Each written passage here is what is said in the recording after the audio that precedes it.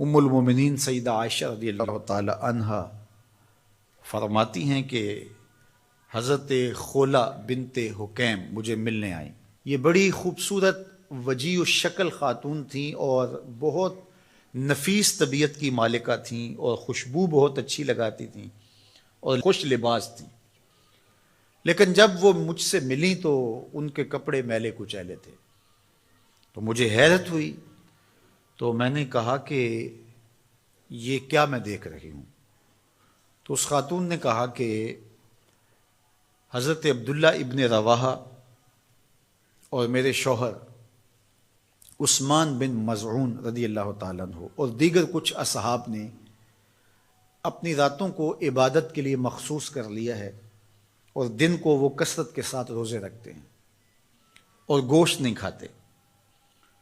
تو میں بھی پھر ذرا اپنے آپ کو اس طرح سے آراستہ نہیں رکھتی کہ ان کا جو ذوق عبادت ہے اس میں میرا لباس مخل نہ ہو اور ان کی توجہ میری طرف مبذول نہ ہو۔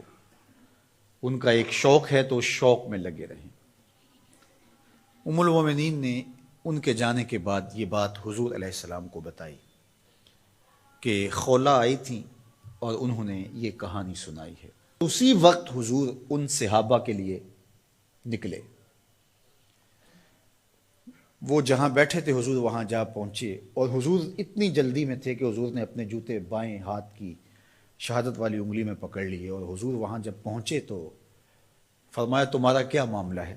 تو انہوں نے کہا جی ہم رات قیام کرتے ہیں، دن کو روزے سے ہوتے ہیں، گوشت نہیں کھاتے، اس میں ہم خیر کے طالب ہیں۔ تو آقا کریم علیہ السلام نے ارشاد فرمایا کہ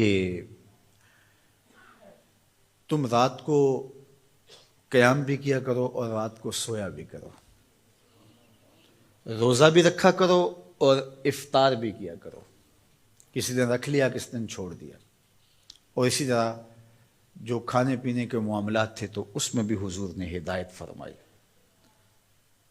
فرمایا کہ میرے رب نے مجھے سہل دین دیا ہے، یہ آسان دین ہے، یہ مشکل نہیں ہے۔ تو حضور نے فوراً جا کے اس چیز کی، اس امر کی تردید کی کہ یہ کوئی بات نہیں ہے کہ تم اپنے آپ کو مشقت میں ڈالو۔ حضرت عثمان بن مظعون رضی اللہ تعالیٰ عنہ نے حضور سے اجازت طلب بھی کی، دوسرا موقع تھا، چونکہ یہ بہت ہی زہد کا مزاج رکھنے والے صحابی تھے۔ ویسے صحابہ میں غالباً 13واں یا 14واں نمبر ہے ان کا اسلام لانے کا۔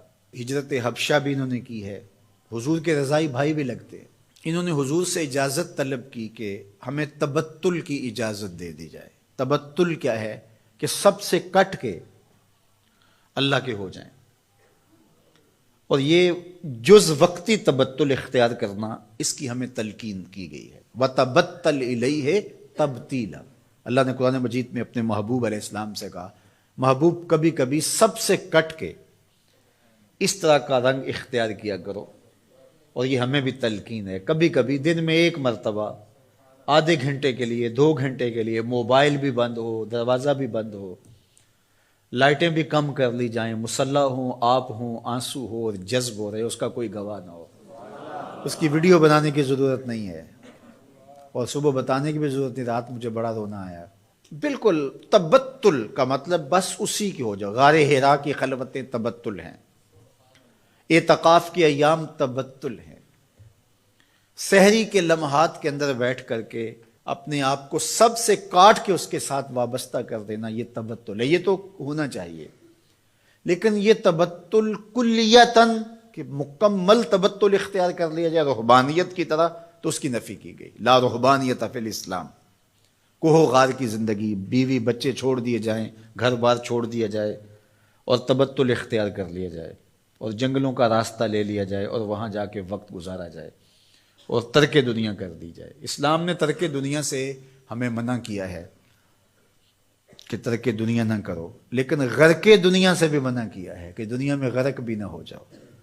صوفیہ فرماتے ہیں دنیا میں ایسے رہو جس طرح کشتی پانی میں رہتی ہے، کہ پانی میں رہتی ہے لیکن پانی کو اپنے اندر نہیں آنے دیتی، چونکہ کشتی پانی میں رہے تو خود بھی تیرے گی، اپنے اوپر بیٹھنے والوں کو بھی ساحل پہ لگائے گی، لیکن اگر پانی کشتی میں آ گیا تو کشتی کو لے ڈوبے گا، کشتی کے مسافروں کو بھی لے ڈوبے گا۔